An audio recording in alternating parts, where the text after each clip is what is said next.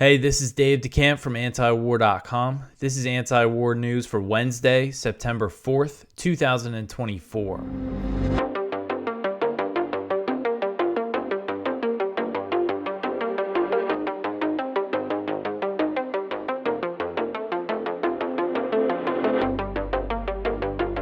All right, the first story at the top of antiwar.com today. Israel is planning more escalations in the West Bank. So Israel Hayom reported on Tuesday that Israel is planning more significant escalations in the West Bank, and the Israeli military now considers the occupied territory the second most critical front immediately after Gaza. Israeli security officials told the outlet that while the directive for the West Bank is in its initial stages and that changes on the ground will take time, a new series of operations across the territory are imminent. So there's going to be a big escalation coming very soon. Last week, Israel launched its largest attack on the West Bank since 2002, with raids focused on Jenin and Tulkarm in the north. A security official told Israel Hayom, quote, "The Jenin operation is just the beginning," end quote. And this is a pretty big attack on this city that's going on right now that continues. So the Israeli assault on Jenin continued for the seventh day on Tuesday as the city remains under siege. According to the Jenin municipality, the Israeli military has destroyed 70% of the roads and infrastructure in the city, and about 80% of the water has been cut off to residents. So if you look at this picture here, this is an Israeli military bulldozer, and you see this road is just completely destroyed. So, they say that they're trying to dismantle terrorist infrastructure. Well, how is destroying the roads going to help that? And they're also destroying the civilian infrastructure. I mean, that's what they're really doing here, is destroying civilian infrastructure. And according to the Palestinian Health Ministry, at least 30 Palestinians have been killed and 130 others have been injured in the West Bank since Israel launched the assault last week. The total deaths include 6 children and 2 elderly people. Since October 7th, 680 Palestinians have been killed by Israeli forces and settlers in the West Bank. So the Israel Hayom report said that the Israeli military aims to have a calmer West Bank by October. But of course, these escalations are going to increase armed resistance from Palestinians. They see this obviously as Israel trying to take over these cities and take over their homes. Many Palestinians have been forcibly displaced from their homes.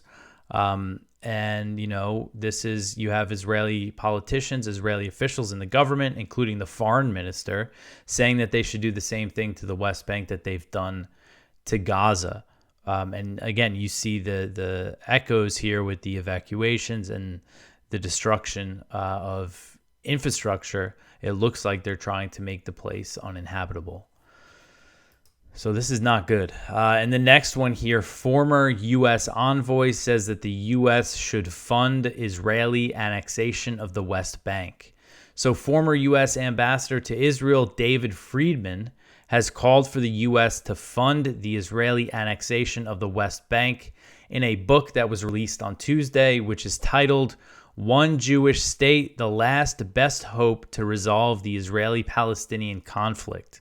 So Friedman, who was ambassador from 2017 to 2021, so during almost Trump's entire term, he wrote in the book that Israel needs financial assistance to, quote, "assert and maintain its sovereignty over Judea and Samaria," end quote. And he's using the biblical name there for the Israeli-occupied West Bank.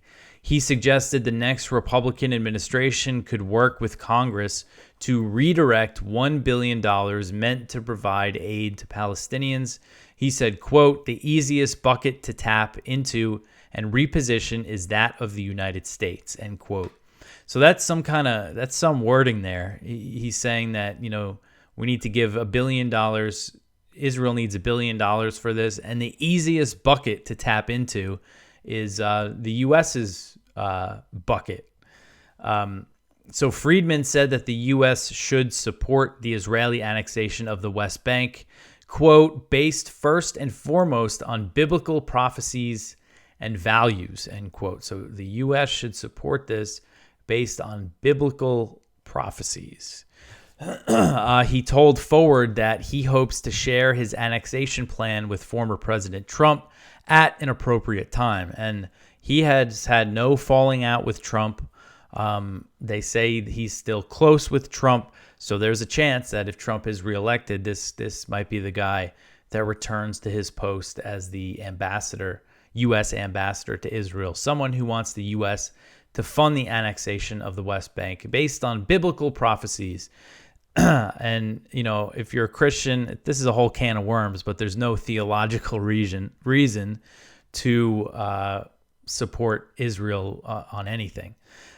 So while he was in office, Trump unveiled a so-called peace plan that would have seen Israel annex Jewish settlements in the West Bank and the Jordan Valley, which is a narrow valley along the West Bank's border with Jordan.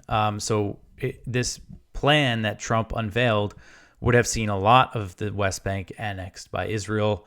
The proposal was dead on arrival since it was a non-starter for Palestinians. Netanyahu said he was trying to carry it out and annex the territory anyway, but it didn't happen. So Miriam Adelson, who's the wife of the late billionaire Sheldon Adelson, has reportedly pledged $100 million to spend on Trump's 2024 campaign, and she is expected to press him to support the Israeli annexation of the West Bank. Friedman's book was released 1 week after Israel launched its largest attack on the West Bank since 2002, as I just covered. So the timing here, the election coming up, I think, the Biden administration has basically been quiet on what's happening in the West Bank.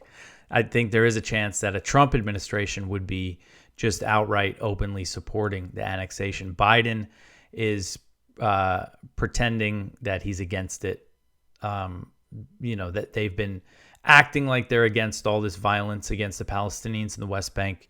But of course, it doesn't mean anything because they're still funding the military that's responsible for all of this.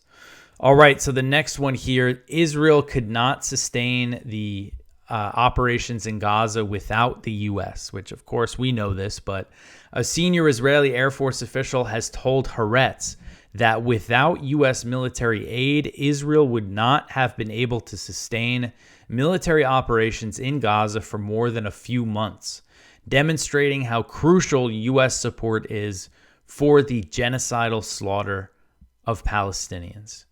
The support is especially crucial for the Israeli Air Force. The report said that the U.S. provides the Israeli Air Force with all of its fighter planes and some of its bombs, missiles, and intelligence equipment. I would say it's probably most of its bombs and missiles.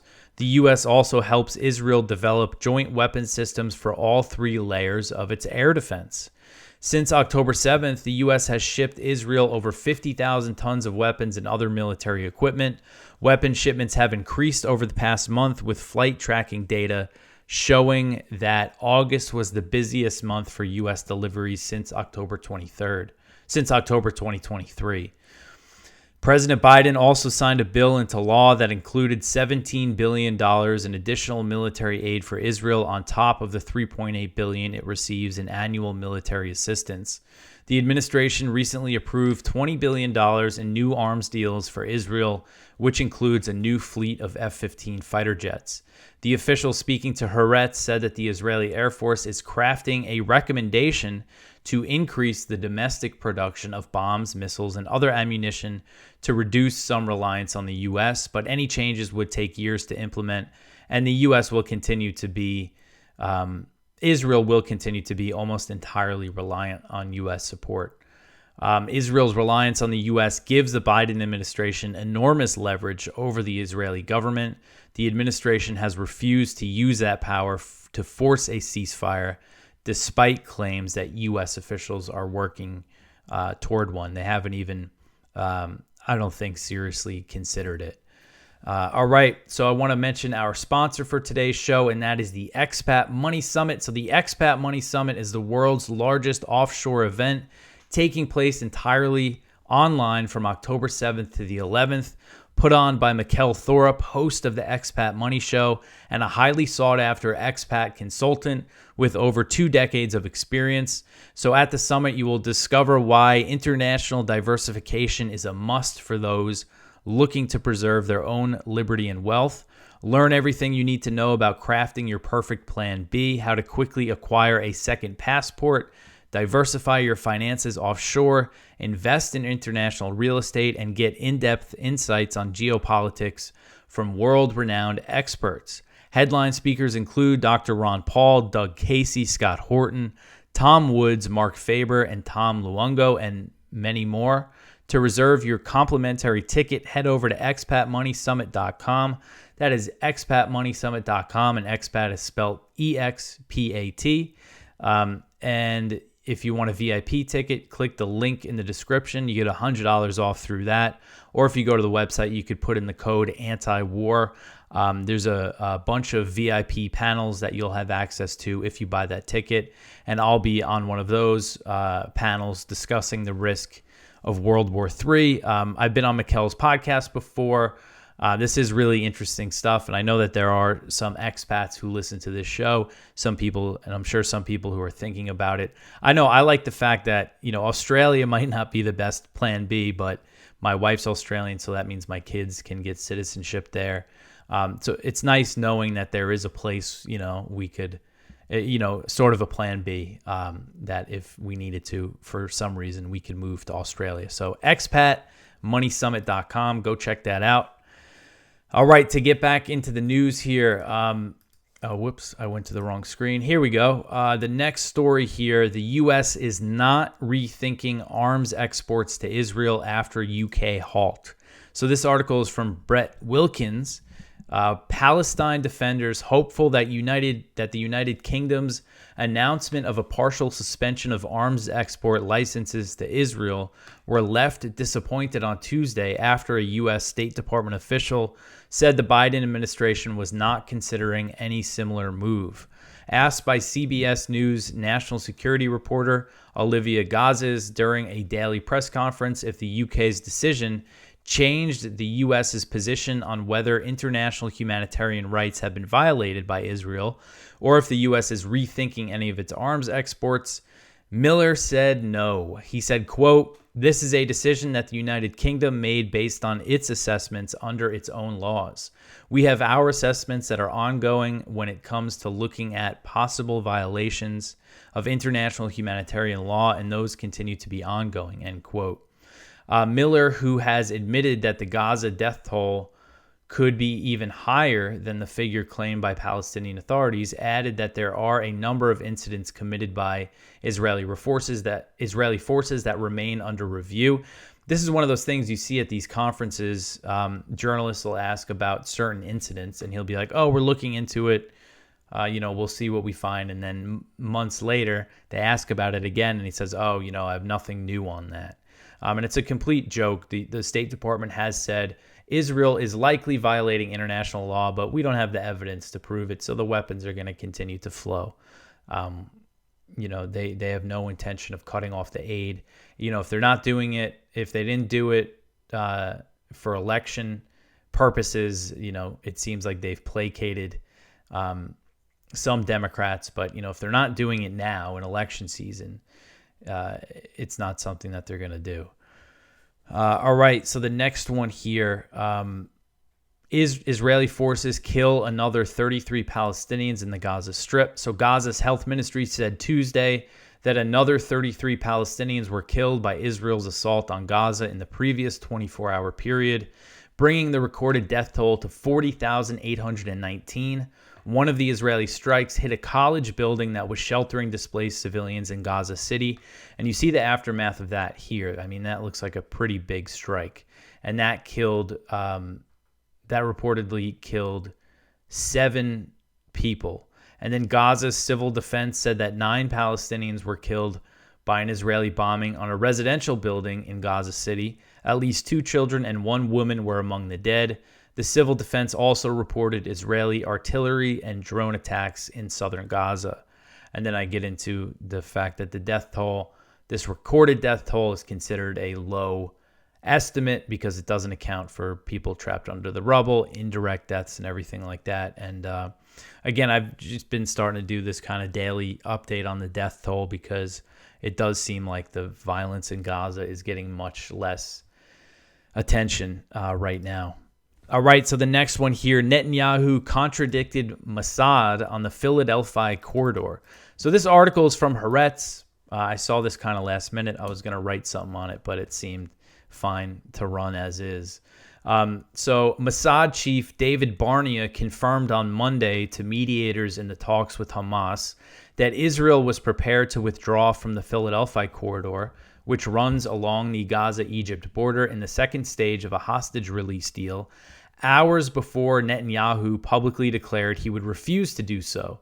Foreign sources familiar with the negotiations told Haaretz. Barnea, who urgently traveled to Qatar on Monday, had informed the representatives that Israel stood behind its agreement to pull out all of its forces from the area in line with the Biden plan, as long as its operational demands were met. So the head of Mossad, who's leading negotiations, goes over there and says, yeah, we're still willing to withdraw from all areas, and that includes the Philadelphia corridor. But then Netanyahu came out and declared again that we're not going to withdraw from the Philadelphia corridor. We're not giving it up. And this is something that's happened throughout the negotiations. They'd be talking about one thing behind the closed doors, trying to work out some issue. And then Netanyahu comes out publicly and says, denies whatever that issue is.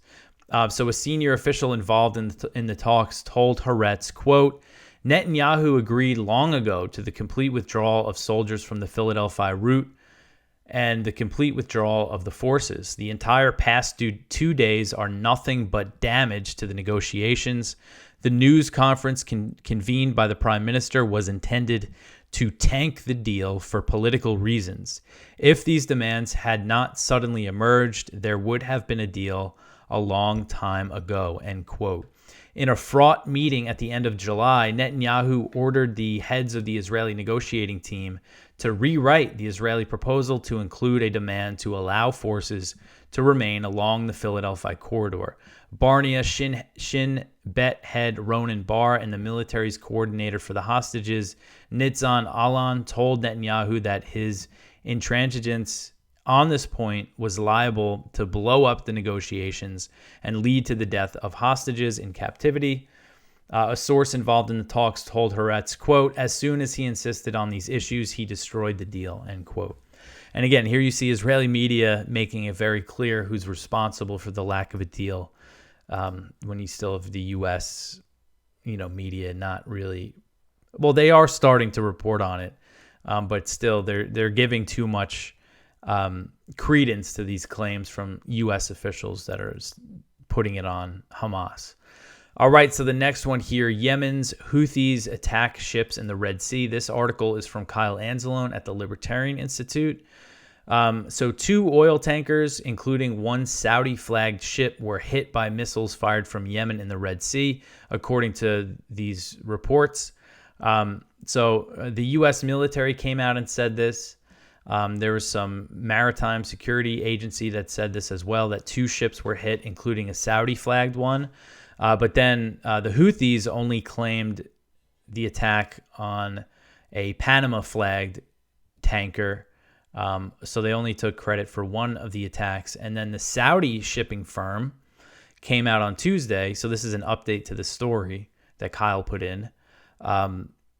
They denied that the Saudi ship was struck by a Houthi missile. They said, quote, we unequivocally confirm that Amjad was not targeted and suffered no injuries or damage, and the ship remains fully operational and is heading to its planned destination without interruption, end quote. So that is interesting, because when I first saw this claim from the U.S., I thought, I don't think the Houthis would want to hit a Saudi ship. The Saudis have stayed out of the U.S. bombing campaign. As far as I've known, they've not allowed their airspace to be used for it. The Houthis and the Saudis fought a brutal war for 7 years that involved very heavy airstrikes and a crippling blockade and a horrific campaign against civilians in Yemen. And the Saudis have stayed out of what the U.S. has been doing. So I think the Houthis have good reason not to provoke the Saudis to get involved. The Houthis are also kind of getting other factions in Yemen kind of to rally around them that didn't support them before, as I understand from people who know a lot about Yemen have told me that. So this is interesting. Is it not true that the ship was hit, or are the Saudis, trying to just completely downplay the situation? Or maybe a missile did hit nearby and there was misreported. But anyway, it's interesting. So the Saudis are saying, or the Saudi shipping firm is saying, nope, this didn't happen. So I don't see any risk here of the Saudis getting involved. And even if the Houthis did say accidentally hit a Saudi ship, they don't seem like they want anything to do with this new war, this new U.S. war against the Houthis, which is really something because, again, the war in Yemen was something I followed for a long time, and it was just so brutal. And the fact that the Saudis, Biden is doing this without them, it's just something. All right, so the next one here, the U.S. says that it captured an ISIS facilitator in Syria. U.S. Central Command said Monday that its forces, along with the Kurdish-led SDF, captured an ISIS facilitator in Syria who was responsible for breaking other ISIS members out of prison. CENTCOM said in a press release, quote, during the early morning hours of September 1st, CENTCOM forces and SDF captured Khalid Ahmed al-Dandal, an ISIS facilitator assessed to be aiding efforts of detained ISIS fighters to include recently escaped fighters, end quote. The command said that 5 ISIS members broke out of prison last week. The SDF captured 2 of them and is on the search for the other 3. So General Eric Kurilla, the head of U.S. Central Command, said, quote, over 9,000 ISIS detainees remain in over 20 SDF detention facilities in Syria, a literal and figurative ISIS army in detention. If a large number of these ISIS fighters escaped, it would pose an extreme danger to the region and beyond, end quote. So then I saw another interesting piece of news. This was on Monday, that the SDF released 50 people who were accused of being members of ISIS as part of an amnesty deal. This article from the Arab Weekly says that Syrian Kurdish authorities released 50 Syrian prisoners accused of belonging to ISIS as part of a general amnesty deal. Thousands of detainees suspected of belonging to ISIS, including hundreds of foreigners, are held in these prisons. The administration in July granted general amnesty for crimes committed by Syrians in accordance with the law on combating terrorism, as well as crimes that undermine the security of the region. So I don't understand what they need, what the criteria here is for a general amnesty. But they are expected to release 1,000 to 1,500 people under this amnesty. So I guess they must have some reason to pick these fighters. So it says that it's limited to Syrians that they're releasing and limited to those whose hands are not stained with blood. So maybe it says no one who participated in the fighting will be released. So people, I guess, who they don't have evidence that actually fought for ISIS. And I'm sure there's plenty of people wrongfully detained in these prisons. There's also tens of thousands of women and children in these U.S.-funded detention facilities that were set up after the defeat of ISIS in eastern Syria. In April, Amnesty International released a report that accused the SDF of being responsible for torture and mass death due to inhumane conditions at the prisons. So the report said that the U.S. is involved in most aspects of this detention system, and that the Pentagon has provided hundreds of millions of dollars to the SDF and affiliated security forces. So, it's strange you see them releasing men when they do have all these women and children who are also in these facilities. Just such a mess, this whole situation.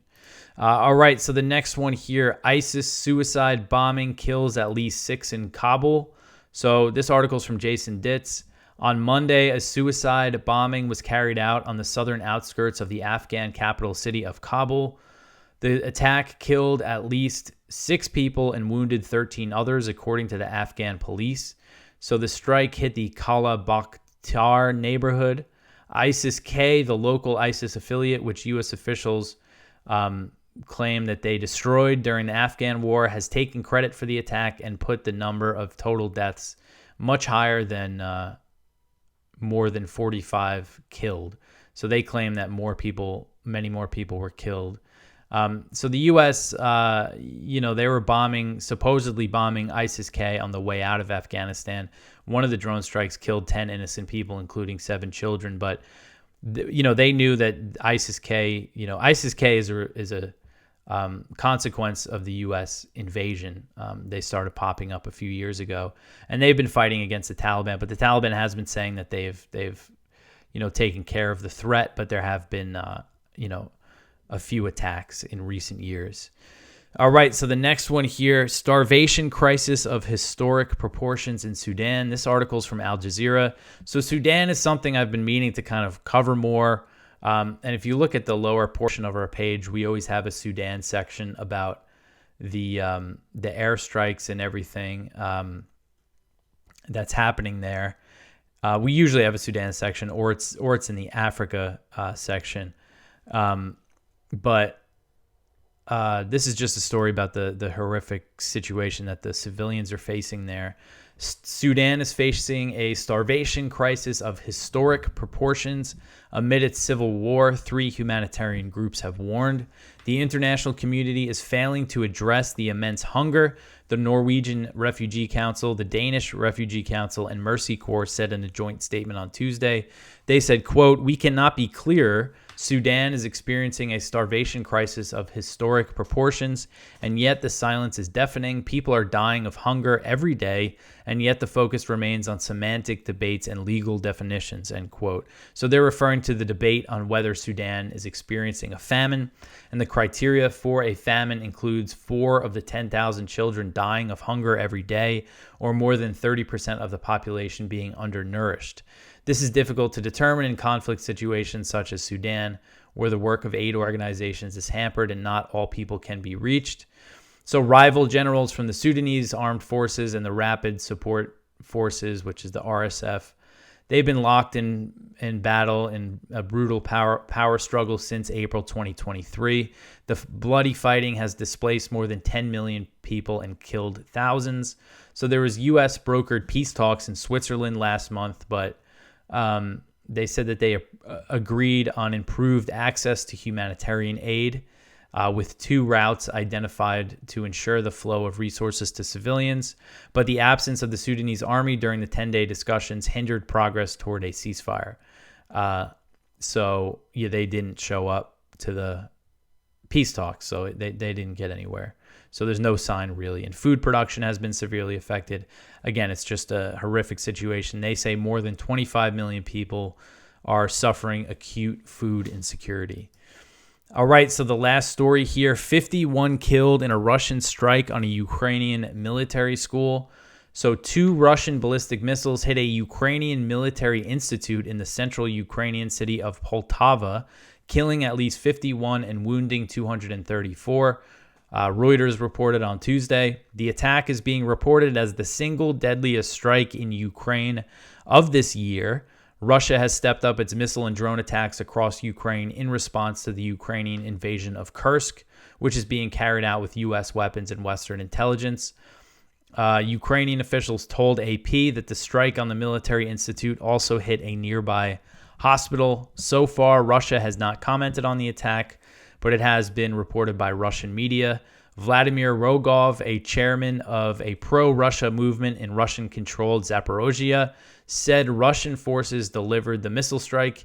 He said, quote, "It was this manpower of the military school that was hit by a missile strike. It happened at the moment when they all gathered for their daily routine, when initially there were over 5,000 servicemen. The enemy's losses amount to hundreds of people," end quote. So Russia's TASS news agency also reported that Igor Masichuk, who is a former Ukrainian lawmaker. He's a former Azov battalion guy, very extreme nationalist type. He said that the casualty rate is higher. I don't know how credible he is. I just put this quote in because I saw it in Russian media. He said that the casualty rate is higher than what's being reported. He said, quote, many people were injured, up to 500, and dozens died. The city hospitals are overcrowded, end quote. So just a big strike, big casualty incident here. And this is part of Russia's increased bombardment after Kursk. All right, so that is it for the news for today. Please go check out our viewpoints. One from Ramsey Baroud: Gaza's children are the principal victims of Israel's genocide. One from Arab Sobsak: the canard of a Hamiltonian foreign policy. One from Doug Bandow: what price are Americans prepared to pay for defending Taiwan? One from William Hartung: the last thing we need is a Palantir-inspired foreign policy. One from Gideon Levy: Israel holds a ceremony for war that hasn't ended. So please go check all of that out. You can always support this show by sharing it. Tell your friends about antiwar.com. Like, subscribe, comment, all that stuff really helps out. I appreciate everyone who does, everyone who listens and watches the show. I will be back tomorrow with some more news. Thanks for listening.